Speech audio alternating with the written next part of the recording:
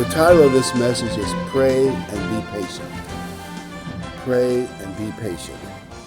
Jesus told his apostles to pray for the harvest because the workers are few. Now, from that statement, we can assume that prayer makes a difference. Because why would he say pray for the harvest, the workers are few, if nothing could be changed? And in chapter 5 of the book of James, James talks about Elijah. He says he was a man just like we're men and women. And as part of his warning to the northern 10 tribes of Israel, he prayed that it wouldn't rain. In other words, they'd have a drought. And they had a drought. God backed up that prayer. Now, that's the way it's written.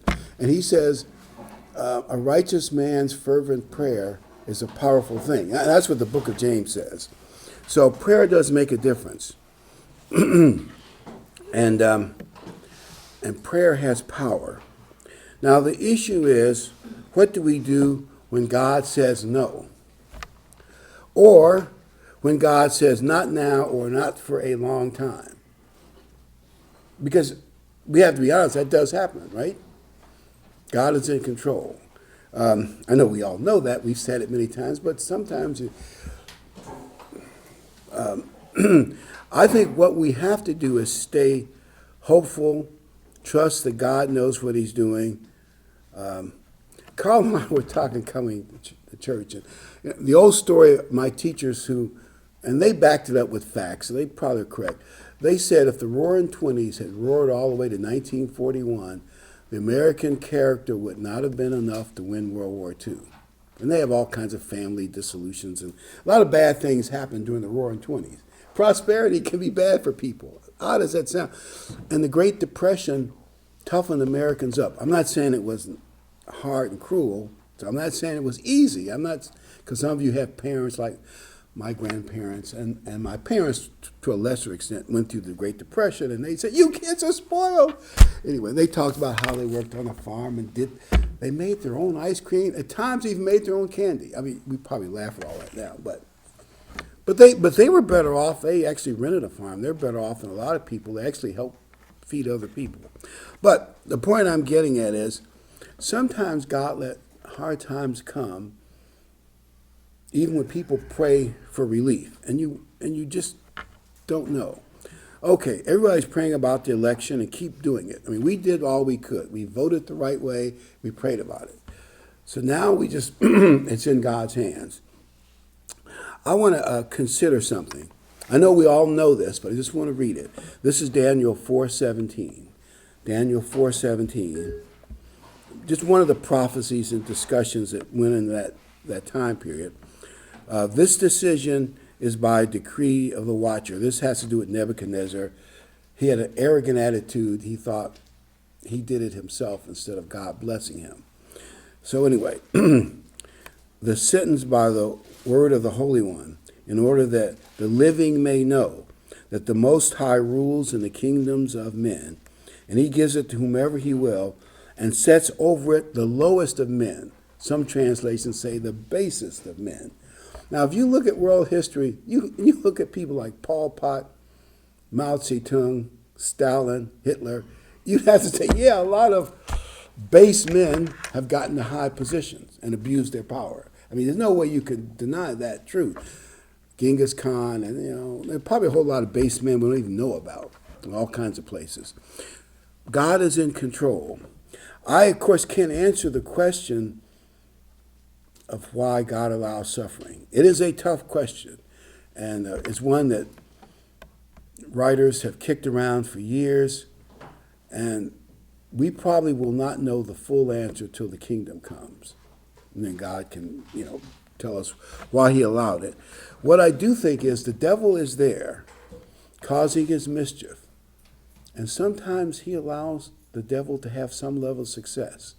There are some stories in 2 Kings, I won't go through all the details, where God said to a group of spirit beings meeting who was going to be a lying spirit to lead Ahab. He was the bad king, he and Jezebel of the northern 10 tribes of Israel, to lead him into a war he shouldn't commit, into a battle where he'll get killed. And I'm assuming it was a demon. You can debate that, but probably was a demon. He said, I will be a lying spirit, and all of his prophets, he probably had 400 or so prophets and other key people, and I'll get them all to back up this horrible, and we'll lead him to disaster. And God said, do it. And you're going to say, well, why would God let the devil get away with something now and then? I don't have the answer. I'm just saying that sometimes, now obviously Ahab and Jezebel deserved it, so that maybe is part of the answer. But still you wonder, and of course we always argue, is God going to give America the government we deserve? We don't want that. Believe me, we don't want that. But so I don't have the answer. I'm admitting it. I don't have the answer. But God is in control.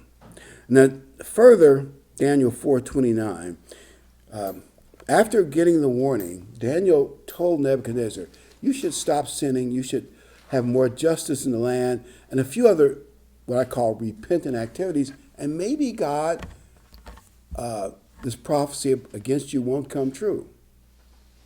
Well, 12 months passed by, and then guess what happened? Daniel 4:29.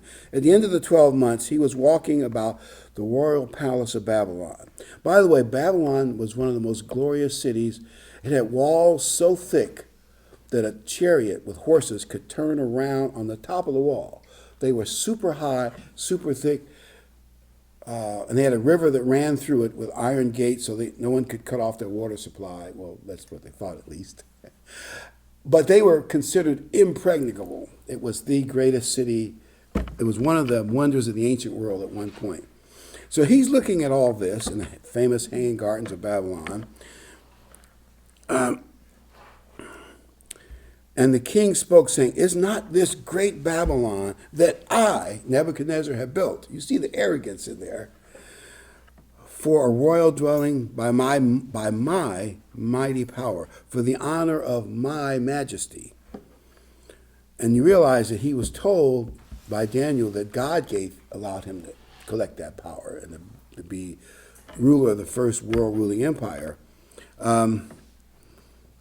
While the word was still in the king's mouth, a voice fell from heaven. King Nebuchadnezzar, to you it is spoken, the kingdom has departed from you. And then he went crazy for 7 years. And that's an interesting story.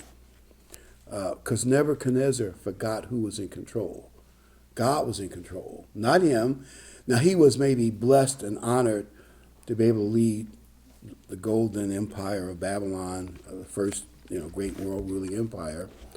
But it was God who allowed him to amass that power. And God plays a long game. I'm not even sure I can fully understand it, because remember it says one day is like 1,000 years to God. A long game is, they say China plays a long game too. You don't think of the immediate, like Americans always think of the immediate, what's going to happen this year, next month, next week, next day. I think God is playing a long game. And that means it's hard sometimes when you don't get an immediate answer, things don't go the way you want, to see the long game. I'm not saying I see the long game either. I'm just saying God plays a long game. And you can make all kinds of... Now I'm going to do wild speculation. What if God knows something really horrible is around the corner for the world in the next 1 or 2 or 3 years? He'd rather have certain people associated with it and other people not associated with it. I'm not saying that's true. And I don't know what the long game is going to be. Or he's preparing the way for Bible prophecy. If we're correct, America and Britain are not factors. America and Britain have been the big factors in world power for about the last, Britain last 500 years, and America about the last 150, 60 years. Actually, do you know America's been the #1 economy in the world since about 1871? This took the world a little while to fully realize it. But if we understand Bible prophecy, that's not going to be the case. It's going to be a Holy Roman Empire, united Europe, and some emperor, the King of the North, and something in the Middle East called the King of the South, and some Far Eastern powers that come in late. They're going to be the powers in the world, not America, not Britain. Now, we've always said that maybe if America repents, we can kind of be left out of some of the bad stuff coming at the end time. I guess we'll see. but America repenting fully does not seem to be on the horizon. I mean, just what it looks. But I'm not sure what the long game is. I really don't know. And nobody knows. Also, we have another problem. We can't see the spirit world. It's like, in the case of Job, I was going to mention this later in the sermon, but I'll mention it now because it fits. Job and his three friends were trying to figure out why Job was suffering, and he was a good man, and they debated back and forth, and it's a tiring debate. But the one thing is clear, they didn't know what was going on. It was God with a challenge to Satan, and it was the spirit world is why it all happened. It had nothing to do with Job, actually. Well, Job passed the first test. He said God gives and God takes away. So Job did the right thing. But after that, it really wasn't so much about Job, at least in one sense. It was a spirit war, but those men couldn't see it. Even Job couldn't see it. You can see Job's frustration, like, I'm doing all the right things. How's this happening to me? He couldn't see the spiritual battle. Now, in the end, God used Satan to make Job better. And you can see that at the very end. Job got twice as much wealth, and his daughters were the prettiest in the land. That most of you know the story. And he appreciated God better through his suffering. In other words, God used Satan long run to make Job a better Christian. But Job couldn't see that during all the mess, if that makes sense. He couldn't see the spiritual battle. I believe there is a spiritual battle going on. I'm not sure I understand it. And does it involve, say, archangels that stand for America versus Satan and his archangels? I'm not saying that's the case. I really don't know. We can kind of feel it and think it, but we can't see the spirit world. We have no clue. There could be a powerful angel sitting in the parking lot guarding us right now, but we can't see it, right? Hopefully inspiring us or whatever. So we don't know. All I'm saying is try to think in terms of the long game.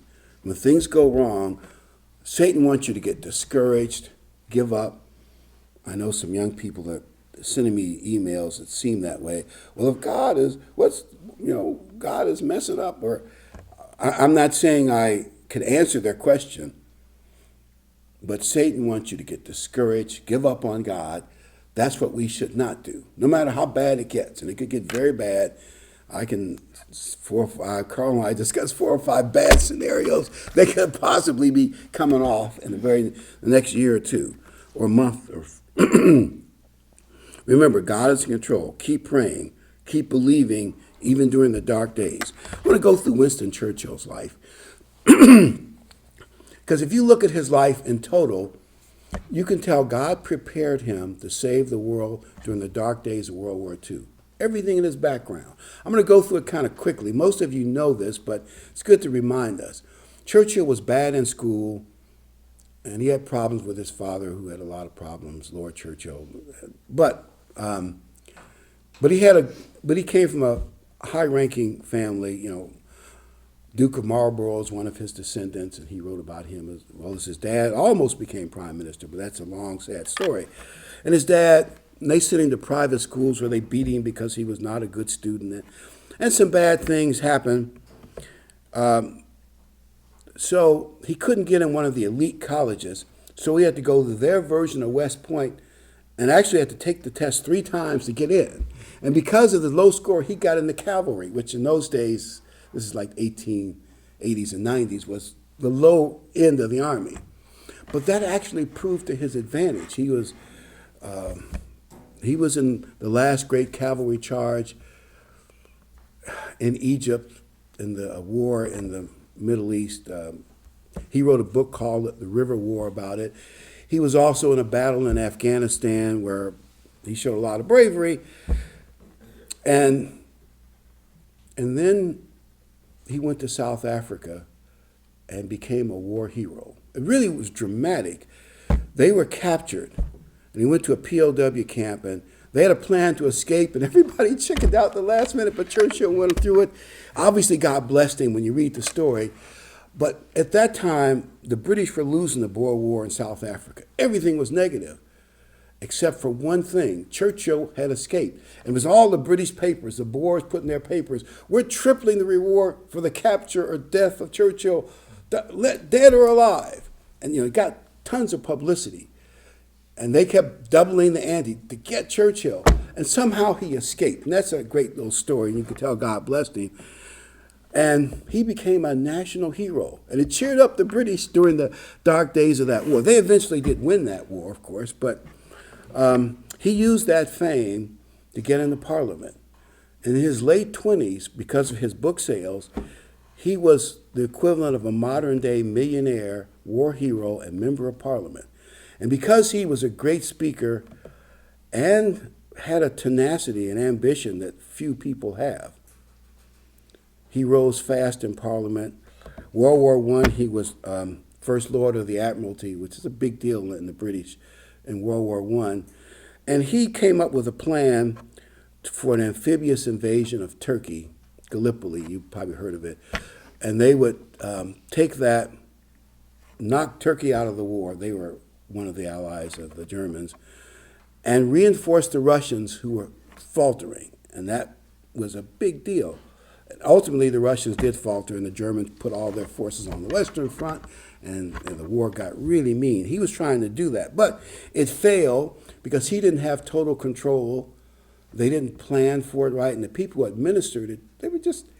I'll just give you one example. When the French and British Navy went in there, they knocked out the forts fairly quickly, but then a couple ships hit mines and were sunk, and they panicked. They didn't do anything. They withdrew. Well, if you're in a major military operation, you got to plan for that. You should have had minesweeper. That admiral in charge had never been in combat, and he quit. And obviously, the more they delayed, it gave the Germans time to pour troops and officers and artillery into Turkey. Well, it was a disaster. But you're going to say, what was the value of that? Well, what did Churchill learn from that? When it came to D-Day and the amphibious invasion of Europe, he made sure they had overwhelming force. I call it like in a medical operation. I remember Ben Carlson did this. He said, you got to have a backup to your backup. Assume that some things are going to go wrong, and then anyway, he described it very brilliantly. And he and Eisenhower worked hard on that. He didn't get his way on everything, but Eisenhower said he was a brilliant tactician. One thing you learn from failure, you got to be in control. By the way, one of the things that Churchill did when even the Americans wanted him to invade France first, the Americans tried a little bit. It was a disaster. They that didn't work so well. The Germans had too good a defense. He said, let's hit them in their soft underbelly in North Africa. And what it did was they found out which generals could fight, which admirals would follow through. And, they got people like Patton, and you probably know a lot of the stories. And they got the British General Montgomery. He found out who he could trust. In other words, it's like a training ground for the big game, which was the invasion of Europe and France. So can you see, and then the key thing was, during the 30s, Churchill got out of power. Some things went wrong. I'm going into all the details. But he started warning, as the only member of Parliament, this guy, Adolf Hitler, and the Nazis are dangerous. We're headed for another war, and Britain is not prepared. Britain and France were supposed to be the protectors of the Western world back then. America didn't join the League of Nations, so we're kind of on the sidelines. He says, we're not ready. Well, the papers accuse him of being a warmonger. The details may vary a little bit. But he was in the paper all the time saying that everybody was against him. He was out in the wilderness, no political power. He was out of the government. He was in Parliament, but out of all the cabinet spots, the way they do it in Britain. But then, when the German army defeated a French and British army which outnumbered them, in 5 weeks, the world was shocked. They'd taken Poland in 3 weeks. They'd taken, what looked like the lowlands in France and all of Western Europe in just a few weeks. The world was shocked. And it proved that Churchill was right. And then they took Norway and all that appeasement stuff. Like Churchill told Chamberlain, he says, you're going to appease Hitler. You think you're going to get peace. He said, you're not. You're going to lose honor, and you're going to lose peace. You will get nothing. By then, the public realized Churchill was right, and the king put him in as prime minister. And even then, the British cabinet was going to make a treaty giving up some of their key possessions in the Mediterranean to the Nazis and to Mussolini for a peace, which would have pretty much guaranteed that Hitler would have won at least the first parts of World War I, World War II, which would have been a disaster to the world. Churchill went into the cabinet meeting, changed their mind. One man, at a key moment, they call it the dark moment of World War II, he talked them out of it. He says, we will fight in the land. Anyway, the story is very brilliant. And Britain stood alone. But eventually Hitler screwed up, and all is history. My point is, during the dark days and during the days when things looked bad for Churchill, God saw the long game and put him there to win World War II. That was the biggest event in the 20th century. Churchill saved the world. But he had a lot of times when he was out of power, heavily criticized, didn't do well in school. My only point is, we can now see the long game. We can see that all of Churchill's life prepared him for what he did. Does that make sense? And I'm not telling you all the story of Churchill's life. There are a lot more details that could add to what I just said. So we don't have any idea what God is doing or why. But keep the faith, even though it appears that evil is winning. I'm just saying that's how it looks. Evil is winning. God decides who rules, not king's talents. God decides who and when. Now I want to go to the case of Sarah. I'm estimating this, but Sarah had no child. And in those days, women having children was a big deal. I know today it's not a big deal, but it was a big deal then. And people were healthier longer. So probably when she was 40, she probably wasn't too worried about it. But I bet when she got to 50, and she was healthy because we knew how beautiful she was. So she was healthy. She said, well, how come I don't have a child? And she prayed to God. And I'm sure from age 50, I believe she had the child at age 90. I believe that's correct. That's what, 30, 40 years. Well, she lost faith at some point, and about 24 years into that period, she told her husband, well, I can have a child by my handmaid. I'll read the story. Genesis 16, 2 and 3. Genesis 16, 2 and 3. So Sarah said to Abraham, see now, the Lord has restrained me from bearing children. Please go in to my maid. Perhaps I shall obtain children by her. And Abraham heeded the voice of Sarah. Then Sarah, Abraham's wife, took Hagar, her maid, the Egyptian, and gave her to Abraham to be his wife, after Abraham had dwelt 10 years in the land of Canaan. She didn't wait for God. By the way, Ishmael became a problem in the camp when she later did have a son.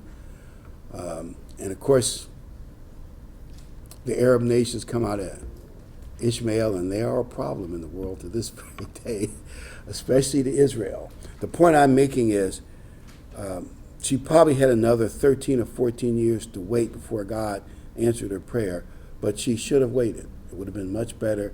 And afterwards, when she kicked her handmaid out of the camp, I think she realized she made a mistake. She gave up on God. But I can understand it. You know, after 24 or 5 years of praying for a child and not getting one, I can see it. You know, we look at the mistakes of the people in the Bible. Oh, I would never make that mistake. I can understand it, can't you? And by the way, the one thing that you see in the Bible, when God wants to make a son a really, really, really special, the mother has to wait many, many years for him. You see that with Sarah, Rebecca, and Rachel. And by the way, Isaac was when they almost sacrificed him at probably the same place where Christ was sacrificed. He played the role of Christ, and Abraham played the role of God the Father. But Isaac had to be super special to play that role. Does that make sense? And if you waited for a child till you were 90 years old, you think of how special that child would be? See, God was playing the long game, and almost all the patriarchs, including John the Baptist's mother, had to wait until their elderly years to have that child. I just see God's long game. We can't see it and understand it, but well, now we can in those cases. We have to wait for God. and not get too discouraged about the way things are going. And remember, in all the problems Job had, God was making Job better. And so I would just say, try not to get discouraged if evil seems to be winning. Remember, this is Satan's world, and sometimes it happens. Now, I have a funny story to tell you.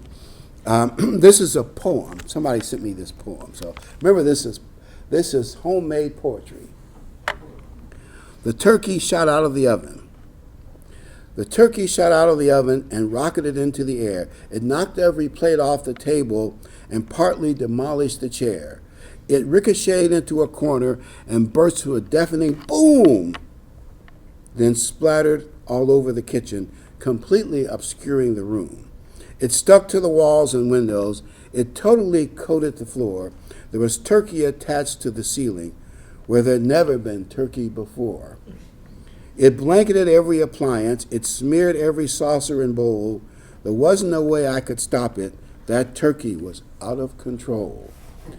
I scraped and scrubbed with pleasure and thought with my chagrin as I mopped, I'd never again stuff a turkey with popcorn that hadn't been popped.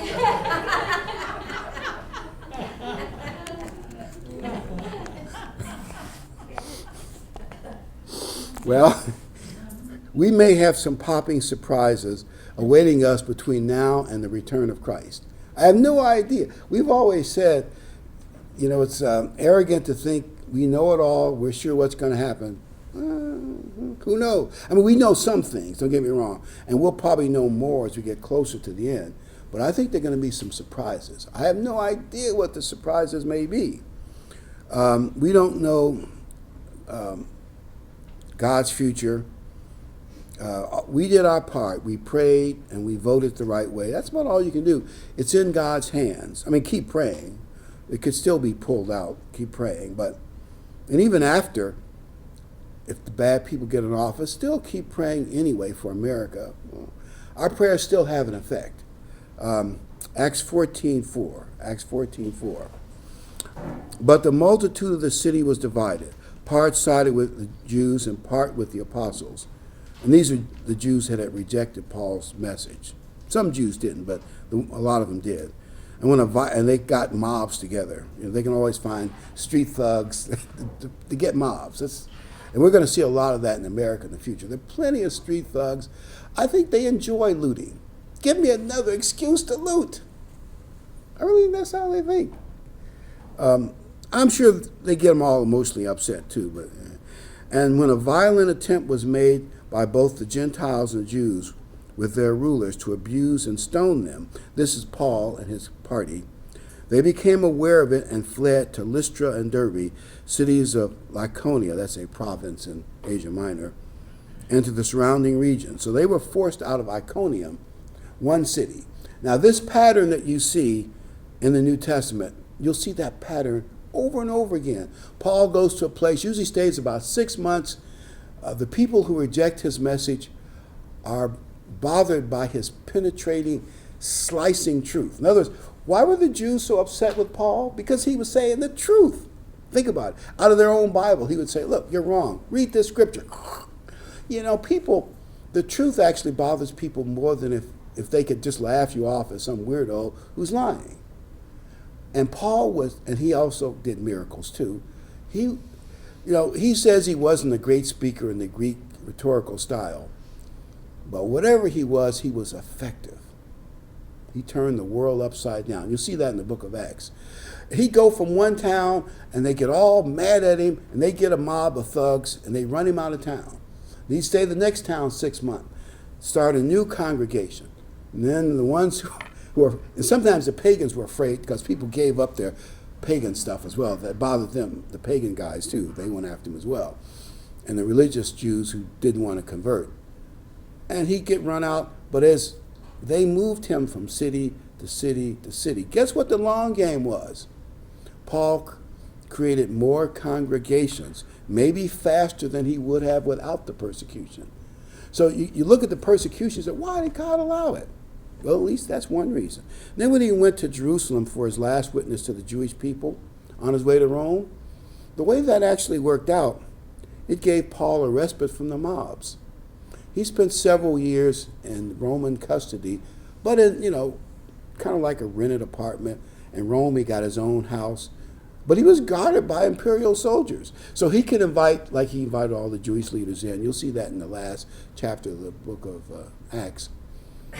And he was able to give Christianity a good foundation in Rome because for over 2 years, people could come, hear Paul preach, and they couldn't touch him. He was guarded by the imperial army of Rome, and they wouldn't dare do anything to Paul. And then after he was acquitted after that and went back on a route. Some people think he went to Spain and then worked his way back to Asia Minor and reinforced the churches he started, and then moved back, further back into Europe. And eventually, the political forces arrested him a second time. He spent another 2 years in house arrest, and this time, at least secular history, there's no biblical history, says he was beheaded behind Caesar's throne. But secular history says, and the way Paul died was so magnificent, so courageous, and other martyrs in Rome at that time, that it actually converted more people. I know you're going to, why did God let a great man?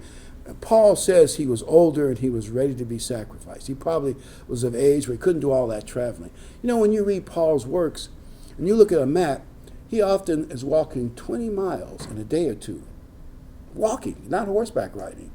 I was in the Army, we had to make a 20-mile forced march as part of our training. And we were young and had good Army boots. Do you know that is hard? I only did it once, I think once, and maybe a 10-mile once, a second. Man, that is hard. People in Paul's day did it on a regular basis. You'll see that, he's walking 20 miles here, almost 20. You think, whoa. I think people were physically tougher than we are today. We have cars and we're spoiled. We just don't know we're spoiled. But anyway, the point is, when Paul was older, he couldn't do all that anymore. But through his letters and his writings and his martyrdom, he still boosted Christianity. So all the persecution against Paul actually benefited the gospel. And sometimes things go that way. It benefits the gospel. So sometimes God allows Satan to do things, and Satan thinks he's winning. But somehow, in the long, long run, it benefits the people of God. I'm not saying I know when, where, how, because it's going to be tricky to see any good coming out of evil that's going on in America right now. Acts 16, 7 and 9. After they had come to Mysia, they tried to go into Bithynia, but the Spirit did not permit them. We think maybe the people at the dock wouldn't let them get on the boat to go there, wouldn't let them get on the road or something. Then he had a vision appearing to Paul in the night, a man of Macedonia, that's across that Aegean Sea into Europe, stood and pleaded with him, saying, come over to Macedonia. And he went to Europe, and that's where all of his great letters were preserved, in Greece and Europe. And he did a lot of great work there. So even when he was prevented doing something, God turned it into a blessing. And the thing is, we have to wait for God and be positive. When things look dark, try not to get too discouraged. I know it's not happy to see evil win, but try not to get too discouraged. Stay positive. God is still in control. I have no idea what's going to happen and when we'll get to the point where we'll see, now I know why God allowed this bad things to happen. I'm not saying I know. And keep praying. Maybe things can turn around somehow. 1 Samuel 13, 8 through 12. This is Saul, and Saul had been told to wait for Samuel to do the official high priest prayer for success in battle, and Samuel told him he'd be there within 7 days. Well, they're getting close to the end of that period, and Saul got worried. So then he waited 7 days, according to the time set by Samuel.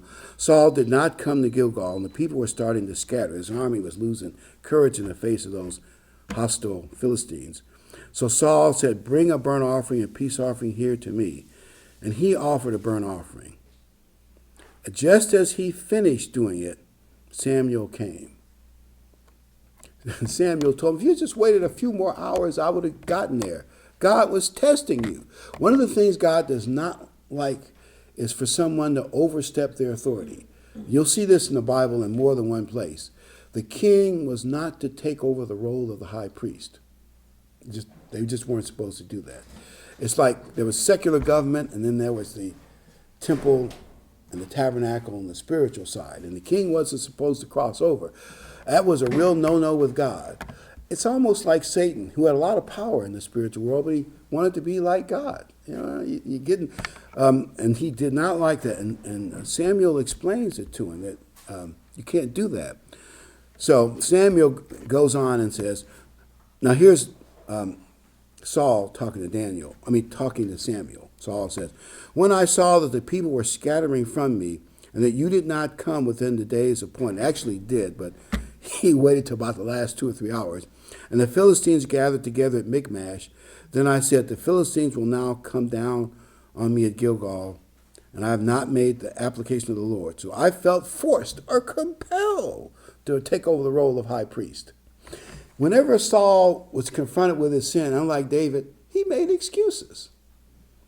I saved the best of the stuff. The people pressured me to do it. The threat of the Philistines forced me to do it.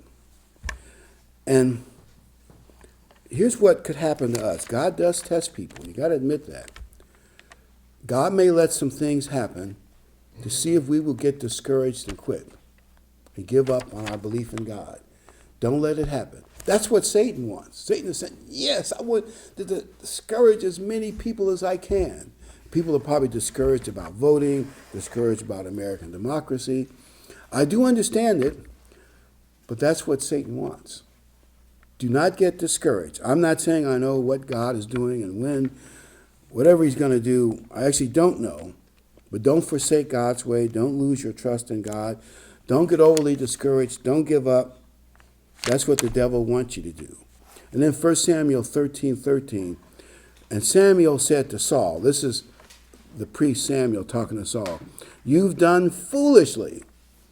You have not kept the commandment of the Lord your God, which he commanded you. For now the Lord would have established your kingdom over Israel forever. But now your kingdom shall not continue. The Lord has sought for himself a man after his own heart to be commander over his people. You know who that man was, of course, David. Here's what we think might have happened. God had finally said, and Saul actually built a monument to himself, too. It's in that same period in the scriptures. God said, no, this guy's no longer humble. He finds excuses to disobey. He's willing to take over the high priest role. He's out. I got to look for his replacement. And there was this young shepherd, probably at night, guarding his sheep, probably 15 to 18 years old with his little lyre, writing music to God and some great prayers such as, when I see the heavens, what is man that you're mindful of me? What is man that God is mindful of us minuscule people? And David didn't even know the half of it. We know a lot more about space, and it's even bigger and more comprehensive. And it appears from our telescopes to be endless. I'm not saying it's endless, but that's how it looks. They can't see the end of it, and it's expanding at an accelerating pace. Whoa, David didn't even know the half of it. But when God saw the stars, when David saw the stars, David saw God. And God saw David, a man who really loved God with his heart. And he put it in his music. And instead of picking a guy 30 and 40 with a lot of political experience, God picked a man after his own heart, David, to be the king at that point. But what's interesting thing is, David didn't get to go to the throne anytime quickly. He got to go and be around Saul's throne doing music to soothe him when the evil spirits tormented him. So he got to learn a little about how royal courts work. And he got to be a national hero, but he didn't get to be king for a number of years. You're going to say, well, why did God do that? I'm not sure of all the reasons. You always find more as you study it. But can you see in the long game, God saw that it would make David stronger and his military force stronger and tougher. Those guys that were with David, they call him the mighty man. Those guys did all kinds of military things. In those years of running from Saul's army, David and his men became a tough, disciplined force, And David got stronger spiritually and very determined. And one of the things that David did that might surprise you, twice God put him in a position to kill Saul. He even had his own men urging him. They said, well, if you don't want to do it, let me do it. His men were good soldiers. One stroke, I'll kill him. He'll be dead. He's trying to kill you. And David, you knew that was a test from God. And David said, no, it's up to God to remove him, not me. And we'll wait. And of course, God did at the right time. But he had to wait a number of years and dance around. He was called like a Robin Hood, escaping from the established king and his big army. But I can see where that made David stronger and better. And he had to learn to trust God. Like at one point, it's kind of interesting. Saul's army had been tipped off by, there was always people who for reward will spy on you, where David was hiding. And Saul's army was circling, split up, was going to circle, and David was on the other side in a cave. And it's clear that if that army had kept circling, they would have soon cut David off. At that very moment, David was praying. The Philistines attacked. Saul had to leave to go fight the Philistines. I believe that if he knew for certain that David was where they thought he was, he would have said, let the Philistines rampage for a couple of weeks. I got to get David. But he wasn't sure because David had escaped from his hand so many times. He's learned, I can't trust it. But can you see that God was with David? No matter what happened, it always eventually came out for David. Even Saul could see it. God is with David. He could feel it. He could see it. That only made his jealousy worse. But the question is, why did he make him wait so long? It was good for him. If evil wins and steals this election, I don't see a silver lining. I'm admitting I do not see a silver lining. I see a bad lining. But remember, our vision is limited. God is in control. Do not get discouraged. Keep praying for America and keep praying for God's church.